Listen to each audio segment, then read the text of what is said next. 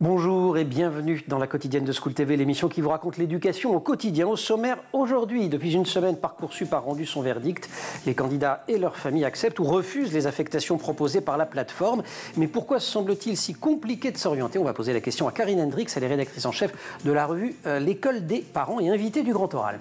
L'Anti-Sèche de Brandon Noiret. L'Anti-Sèche, vous le savez, c'est la façon dont l'actualité résonne dans les programmes d'histoire, évidemment, en ce 6 juin, puisque l'actu, c'est le 80e anniversaire du D-Day, et on va zoomer sur l'un des lieux du débarquement, à Romanche. L'heure de la récré nous ramènera à Romanche. C'est en effet là que de jeunes Normands ont peaufiné le texte de la chanson Stand Up, qui a été créée avant-hier par Sonita Alizata dans le cadre des cérémonies commémoratives du débarquement à l'occasion de la remise du prix Liberté. Et puis rendez-vous en fin d'émission avec Sandra Ferreira pour Plateau Repas.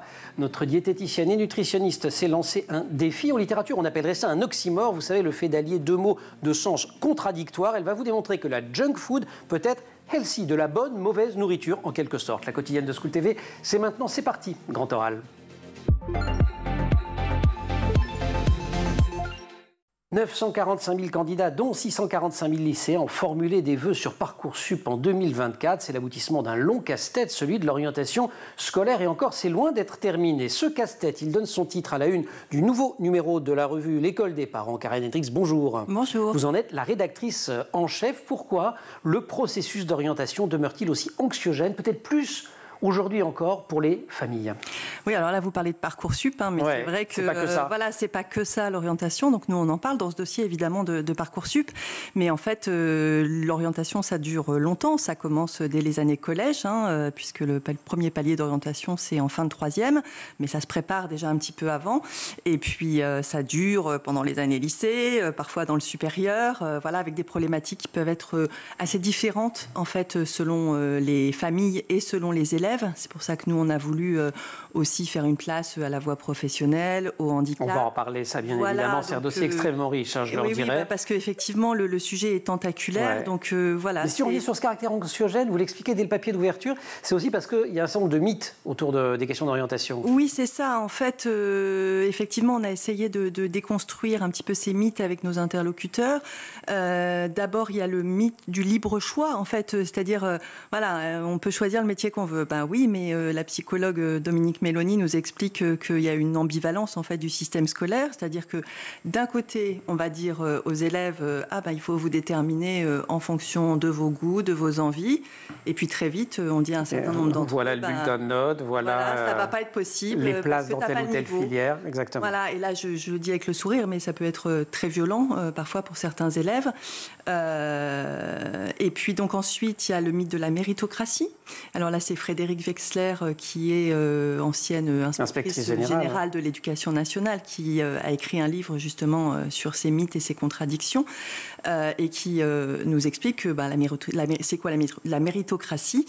C'est chacun va être récompensé en fonction des efforts qu'il fournit.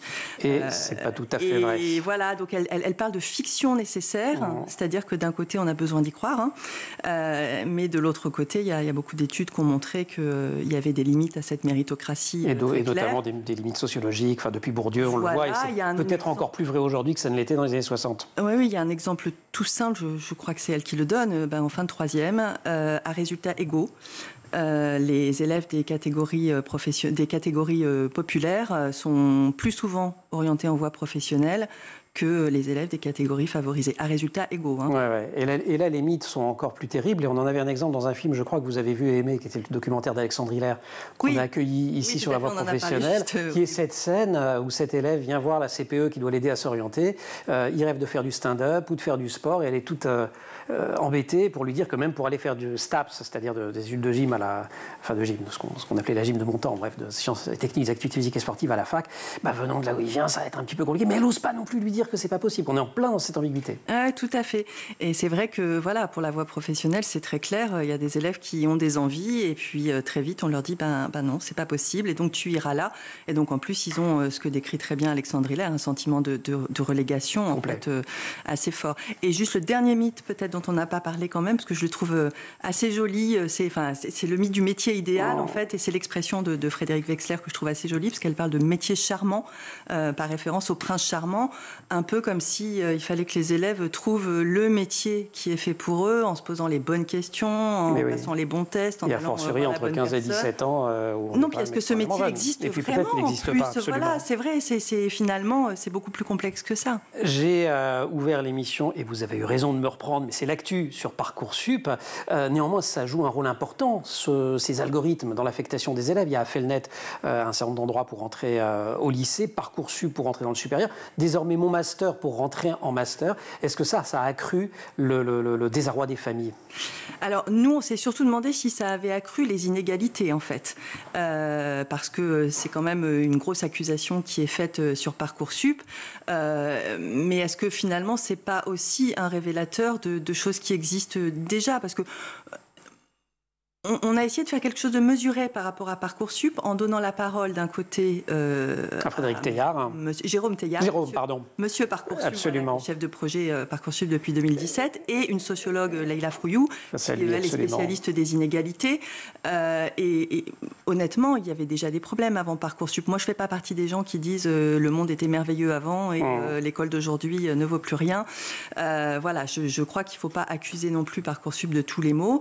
Après, ils ont une discussion intéressante parce que justement, ils pointent un petit peu des éléments positifs et négatifs.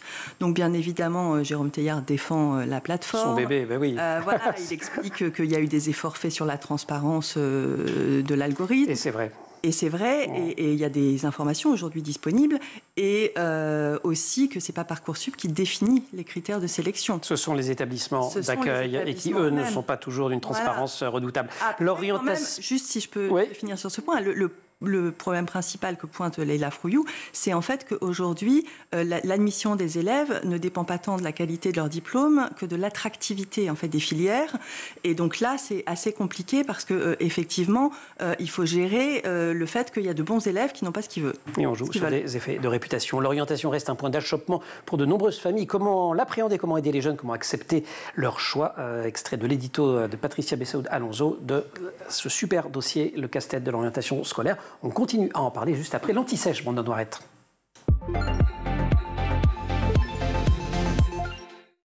Brandon, bonjour. Bonjour Emmanuel. On n'est pas allé la chercher loin, l'actu de ce jour. C'est forcément la commémoration du D-Day le 6 juin. Pourtant, vous décalez un tout petit peu puisque vous allez nous emmener sur un des sites les plus stratégiques du débarquement, le site d'Arromanches. On ne parle pas Omaha Beach, on ne parle pas Utah Beach, on ne parle pas de la Pointe du Hoc. Bah c'est bien parfois aussi de ne pas parler uniquement d'Omaha Beach, effectivement. Donc Arromanches, pour situer géographiquement, nous sommes dans le département du Calvados, pas très loin de Bayeux, donc une station balnéaire à l'année qui accueille seulement 500 habitants. On est à plus de 10 000, 20 000 l'été. Donc, aucune unité ne débarque réellement donc, le 6 juin 1944 à Arromanches. Et pourtant, lieu stratégique crucial pour ce débarquement en Normandie avec la construction d'un port artificiel. Alors, pourquoi construire un port artificiel alors que sur les côtes normandes, il en existe déjà beaucoup à l'époque, encore aujourd'hui? Eh bien, tout simplement parce qu'ils sont défendus massivement par les Allemands et c'est presque impossible donc de les capturer. Il faut donc trouver une alternative pour justement approvisionner en continu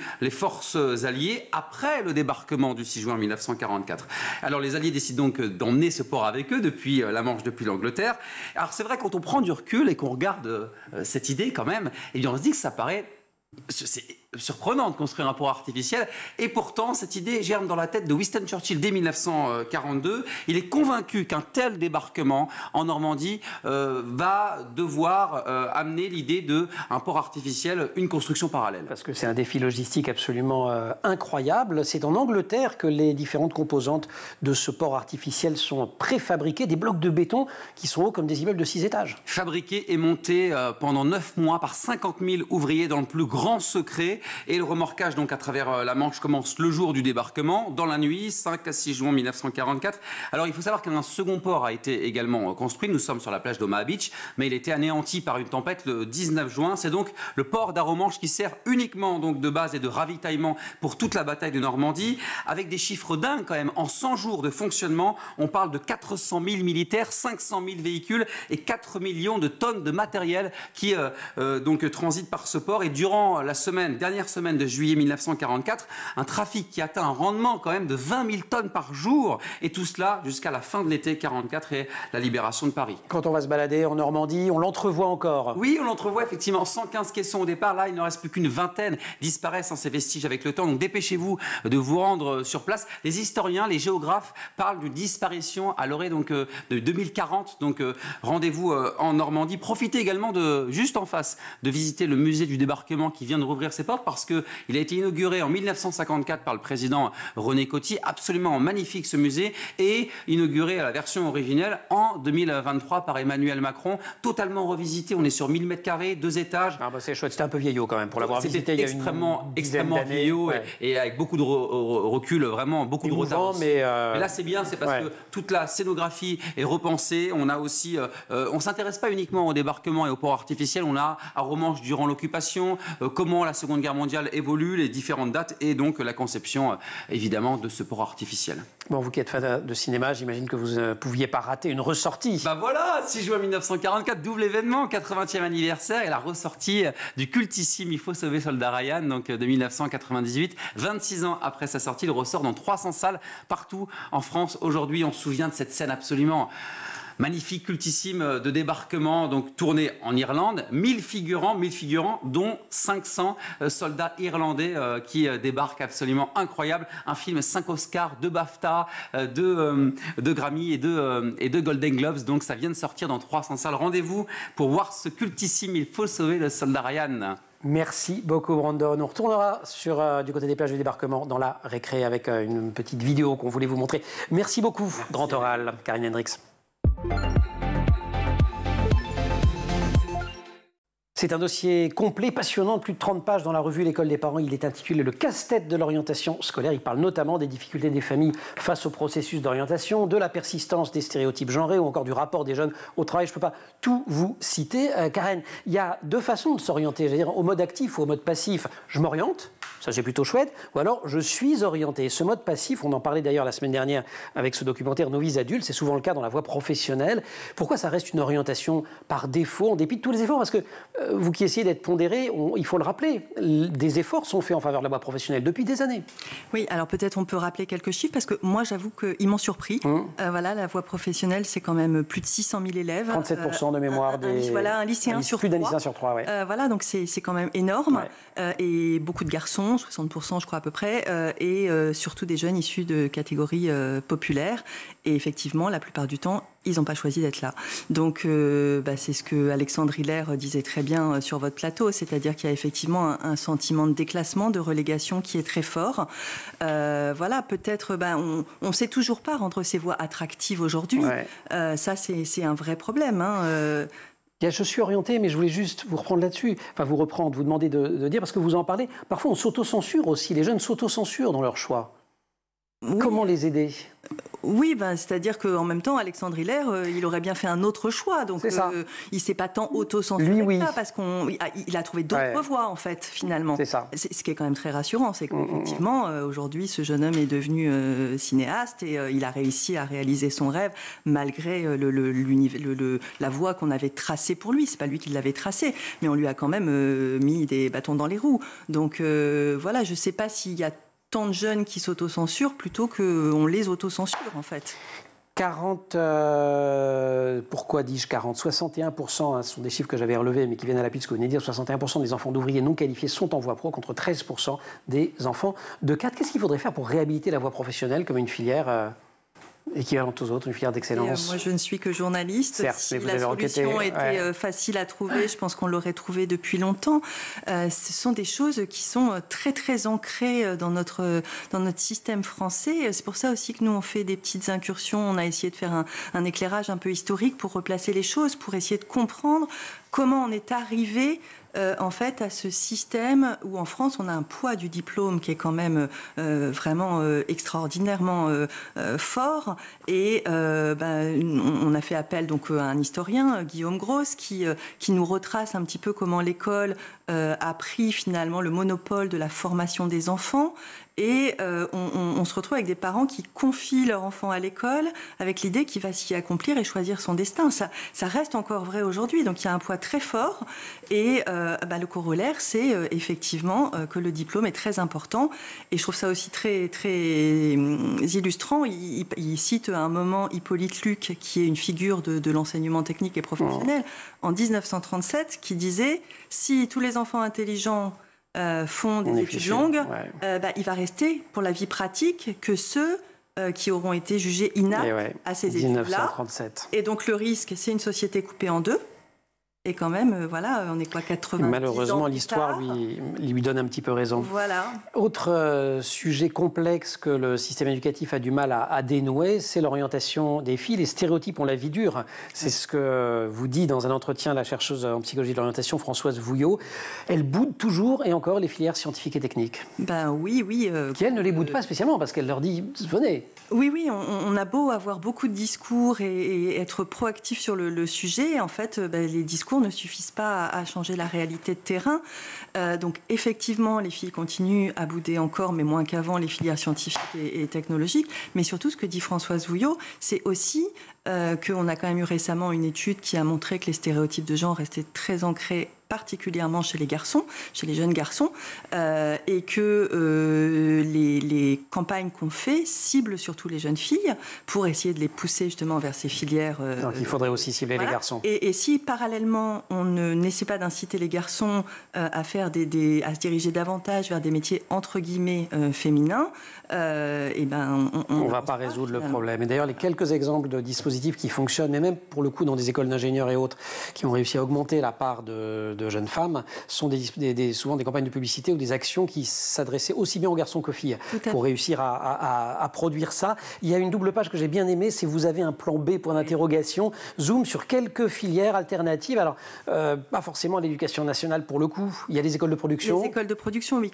qui sont des établissements privés d'enseignement technique, qui sont un petit peu différents des CFA, qui permettent de préparer un bac pro, un CAP, un bac pro ou des certifications professionnelles. Et puis il y a une grande famille d'écoles qu'on aime bien aussi nous ici, c'est les maisons familiales rurales. Tout à fait, oui, qui ne sont pas assez connues en fait. C'est un peu ce qu'on a essayé avec cette page, c'est de dire aux parents, voilà, il y a des choses qui existent pour des enfants qui sont en décrochage ou qui ne sont pas forcément dans le moule et que vous ne connaissez peut-être pas et que les enseignants malheureusement connaissent très mal parce que c'est pas dans l'éducation nationale. Voilà. On a parlé. Mais elle fait quand même des trucs l'éducation nationale. Il y a des collèges et lycées alternatifs et puis il y a Antoine Gentil et sa classe réparatoire. Lui aussi, on l'avait accueilli car on se retrouve dans quelques instants. Le casse-tête de l'orientation qui est à la une de la revue L'école des parents dont vous êtes rédactrice en chef. Mais pour l'instant, c'est la récré en musique. Allez, exceptionnellement, c'est moi qui vous la présente parce que le prix Liberté est un prix que je connais bien. Le 6e a été remis au Zénith de Caen avant-hier au photoreporter palestinien Motaz Azaïza. Et dans le cadre de cette 6e édition, une chanson originale a été créée par Sonita Alidzata. On vous l'avait annoncé ici en plateau il y a quelques semaines quand on avait parlé du prix Liberté. Sonita, qui est une jeune rappeuse afghane, elle-même prix Liberté 2021 pour son combat contre les mariages forcés des jeunes filles dans son pays. Stand up!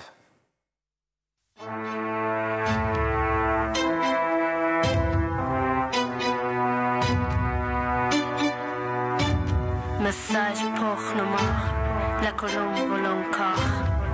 Utah, Omar, Gold, Juno, Sword. Hier, 5 plages normandes sont devenues des pages d'histoire, écrites par les combattants de la liberté dans le livre d'espoir. In the depths of the night, I see a light burning bright. Darkness fades, storms elude, as I hear a melody singing of hope, of freedom. I hear my heart singing freedom. I hear your heart singing freedom.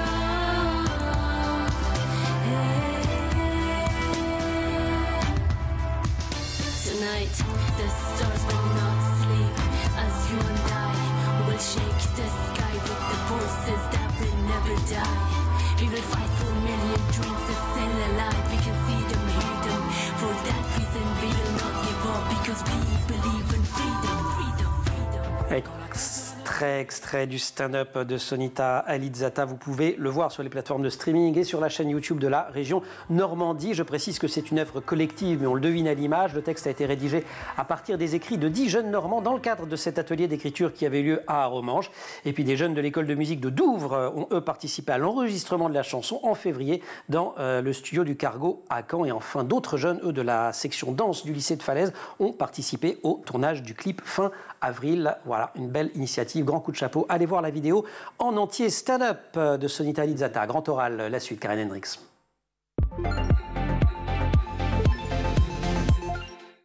Il y a beaucoup de stress parmi nos élèves. Les jeunes ont l'impression de jouer leur vie. C'est une citation, vous ne m'en voudrez pas, Karen, extraite cette fois d'un article du Monde. Elle est d'un proviseur de lycée à Aigrande. Est-ce que notre modèle est encore vraiment adapté au monde actuel, notre modèle d'orientation?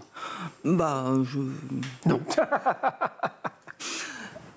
Il n'a pas tant changé que ça, finalement, le modèle d'orientation. Alors que le monde, lui, a changé. Voilà, le monde, lui, a changé. Donc, effectivement, puis c'est très évolutif, quand même. Faut s'y retrouver. Dans Parcoursup, c'est 23 000 formations, quand même. C'est considérable. Donc, voilà, après... Et avec un rapport des jeunes au monde du travail qui lui aussi a évolué. Vous consacrez un article à ça, au rapport des jeunes au monde du travail. Oui, alors vous dites il a évolué, mais je ne sais pas si on... Enfin, nous, ce qui nous a intéressés surtout, c'est cette rengaine, là encore, qu'on entend tout le temps. Les jeunes ne veulent plus travailler. Voilà. Et donc, on s'est demandé si c'était vrai et on a trouvé cette table ronde de l'INJEP qui a été organisée en novembre. L'Institut national de la jeunesse et de l'éducation populaire. Exactement. Et qui réunissait plusieurs experts de la question et notamment Dominique Méda, qui est sociologue et qui travaille beaucoup sur ces questions, et qui rappelle que dans les années 70, les patrons se plaignaient déjà que les jeunes ne voulaient plus, enfin je ne sais plus l'expression, mais ils n'avaient plus l'amour du travail. Voilà. Et en 75, il y avait eu une étude. C'était l'amour du travail, effectivement, la citation de Dominique Méda. Voilà. Ouais. Et en fait, il y avait une étude qui a montré que ce n'était pas vrai. Et aujourd'hui encore, les études montrent que ce n'est pas vrai. Et ce que pointent surtout en fait les experts, c'est qu'il faut faire attention, parce qu'on parle de la jeunesse, des générations X, Y, Z, voilà, comme si c'était des catégories homogènes. Or, la situation de ces jeunes à l'intérieur de ces catégories est différente. Elle est très hétérogène. Voilà, donc globalement, il n'y a pas de désamour du travail. Après, par contre, ce que notent les experts, c'est quand même qu'il y a une aspiration très nette aujourd'hui des jeunes générations vers une meilleure conciliation vie professionnelle, vie familiale. Et voilà, on ne va pas dire qu'on ne les comprend pas. Qui accompagne les jeunes en quête de terrain? Vous décrivez un petit peu les différents intervenants. Le PsyEN, donc l'ex-COPSY, ex-conseiller d'orientation psychologue. Il y a le professeur principal, le professeur référent. Il y a encore le coaching privé, tout ça qui monte. Qu'est-ce que votre évaluation de tout ça à l'école des parents, c'est quoi? Oui, alors en fait, on n'a pas vraiment développé ce point. On pourrait faire un dossier sur le coaching. Mais ce qu'on voulait voir, c'était un petit peu... On a interrogé Anne-Claudine Holler qui a écrit un livre sur le coaching. Et effectivement, elle nous confirme que ça explose et qu'il y a une espèce de sous-marché qui se développe en fait au sein du coaching qui est consacré spécifiquement à l'orientation. À l'orientation. Voilà, pour remplir le dossier Parcoursup. Voilà, et pour aider aussi le jeune dans son parcours, voilà, essayer peut-être de voir un petit peu ce qu'il a envie de faire, ce qui lui convient, et où effectivement le jeune peut retrouver une écoute que le service public n'est plus en capacité de lui donner, mais faute de moyens, parce que quand même l'histoire c'est qu'il n'y a pas assez de postes. Oui, la question aussi du coaching, c'est que du coup ce sont les parents qui payent. Et c'est les parents qui payent. Et effectivement, le PsyEN, on remarque que le terme d'orientation a disparu de son appellation quand même. Belle interview aussi de Sabrina Aloun, elle est juriste de formation, mère d'un enfant porteur de handicap. Vous le disiez en début d'émission, vous avez aussi voulu vous intéresser à ses élèves. Qu'est-ce qu'on peut retenir ? Oui, pour nous, c'était important de consacrer une place au handicap. Et effectivement, on a donné la parole à Sabrina Aloun, qui est une juriste, qui est elle-même maman en fait, d'un enfant handicapé, et qui a créé une structure qui s'appelle Info Droit Handicap, où en fait, elle répond aux questions des parents sur des questions de droit d'éducation et de scolarisation. Mais avec là encore des questions d'image, je dis de mémoire, mais un moment où elle dit, parce qu'ils sont handicapés, on croit qu'ils ne sont pas capables. C'est-à-dire qu'on leur plaque d'autorité l'idée que ça ne va pas marcher. il y a une espèce d'orientation un peu automatique pour certains élèves. Par exemple, très souvent, un élève porteur de trisomie va se retrouver orienté en IME, alors que peut-être avec des aménagements, il aurait pu rester dans une classe Ulysse, donc avec une inclusion en fait quand même en milieu ordinaire. D'un tout petit mot, Karen, parce qu'on va bientôt aller à la cantoche.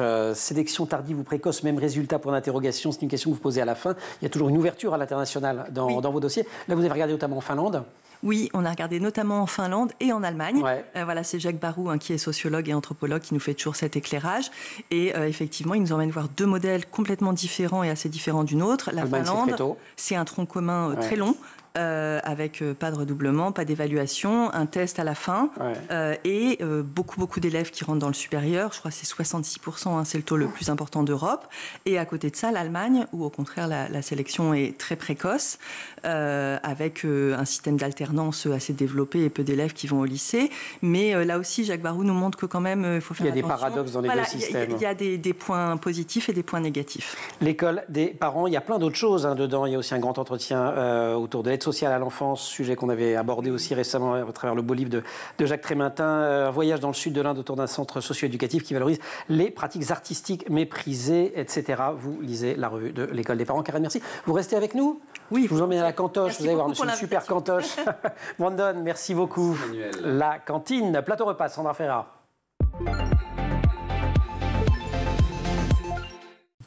Allez, je rappelle, comme ça je vous fais réviser vos cours de français oxymore, c'est quand 2 termes se contredisent. Donc là, on a junk food, donc de la nourriture pas très bonne, et on a healthy, le truc en bonne santé. Sandra, bonjour.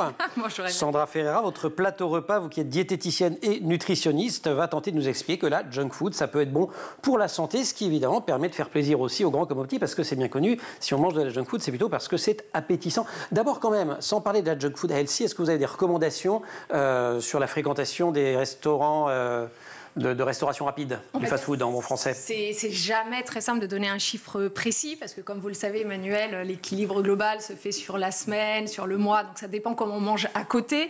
Mais disons que s'il y avait un chiffre à donner, on dirait 2 fois par mois maximum, grand maximum. Tout ce qui est fast-food, restauration rapide. Tant qu'on est dans les chiffres, Emmanuel, je rappelle quelques petits chiffres. En 2022, la restauration rapide représentait 41% de la restauration hors domicile, contre 34% en 2016, donc c'est en augmentation. 9 Français sur 10 les fréquentent. Les jeunes sont les plus enclins à consommer ce type de restauration, avec 67% qui sont consommateurs réguliers, donc 2 à 3 fois par mois.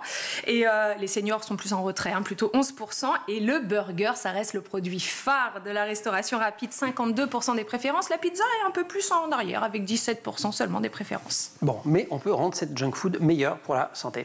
Et oui, bien sûr. On l'a dans la maison, j'imagine. Alors voilà. Eh ben voilà, demander de faire des recettes maison. Secret. Après, peut-être qu'un jour, si quelqu'un nous regarde, on va avoir une vraie restauration rapide avec que de la junk food. C'est long, c'est dur, non? C'est long, difficile, je suis sûre que c'est à ça que vous pensez. Vous et tous ceux qui nous regardent, eh bien non, ce n'est pas long et difficile.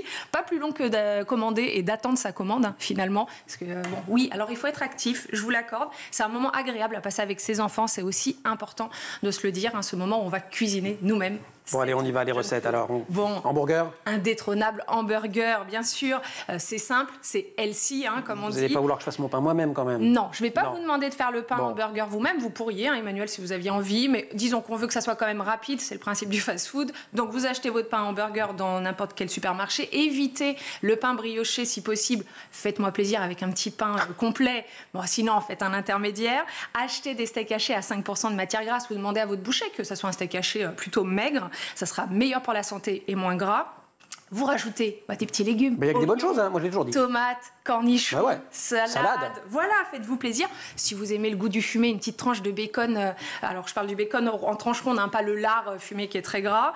Une petite tranche de fromage et on a un petit hamburger bien sympathique avec ketchup, un peu de je le fais moi-même le ketchup. Vous nous aviez donné la recette. Alors ça peut être soi-même. Allez, on va pas s'embêter trop. Vous prenez du ketchup industriel, vous en mettez un petit peu, c'est de la tomate sucrée. Pas très très loin. Des frites, pas grasses?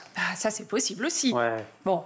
Si vous voulez aller vraiment vite, vous achetez des frites surgelées qui se cuisent au four. Elles sont vraiment peu grasses, un peu imprégnées de gras, certes, on les met au four, ça cuit au four, c'est super. On l'accompagne d'une petite salade verte ou d'une salade d'un légume quelconque pour apporter des fibres, parce que c'est ce qui manque réellement souvent dans la junk food. Ok, moi j'ai plutôt un sujet nuggets à la maison.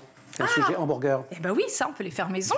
Et oui, et sans friture même. Les nuggets, est-ce que vous connaissez les nuggets au cornflakes? Ah oui. Ça vous parle? Tout le monde connaît. Ça me fait vraiment plaisir. Il y a le côté croustillant, les enfants adorent ça. Et c'est assez simple. Il suffit d'acheter des blancs de poulet. Dans un saladier, vous mélangez 2 cuillères à soupe de farine, 2 œufs, 30 g de cornflakes non sucrés que vous écrasez. Vous mettez vos morceaux de blanc de poulet là-dedans. Ça fait une espèce de panure cornflakes. Et on fait cuire dans un léger d'huile. Vraiment, il n'y a pas besoin de mettre une grosse couche. Il reste 20 secondes pour d'autres astuces. Alors, dernières astuces. Le sucre blanc dans une recette peut être remplacé très facilement par une banane écrasée. Et puis, la matière grasse d'un gâteau. Courgette râpée. Déjà fait. Et oui, la courgette râpée. Vous nous aviez même fait goûter. Très bien, c'est moins gras, c'est meilleur pour la santé et on sent pas du tout le goût de la courgette. Génial. Voilà. Formidable. C'est parti. Il y a une rubrique culinaire dans l'école des parents? Pas encore. Il va falloir en mettre une. Vrai sujet. Voilà. Bon, il y a plein de rubriques passionnantes. Il faut dire, l'école des parents, le numéro 651, printemps 2024, vient de sortir, consacré au casse-tête de l'orientation scolaire. Karine, merci de nous avoir rendu visite sur le plateau de La Quotidienne. Sandra, merci beaucoup pour toutes ces recettes. On va se faire quelques petits hamburgers et des nuggets. Et c'est bon pour la santé. Qu'est-ce que c'était chouette cette émission. Merci aussi à toute l'équipe. Laure Audemont au maquillage. Marine Plantec, assistée par Pénélope D pour la préparation de l'émission, qui sont en régie avec au son Thibaut Goury-Lafont et Romain Luc à la réalisation. Vous restez sur School TV, vous nous retrouvez nous en permanence sur Internet et sur les réseaux sociaux.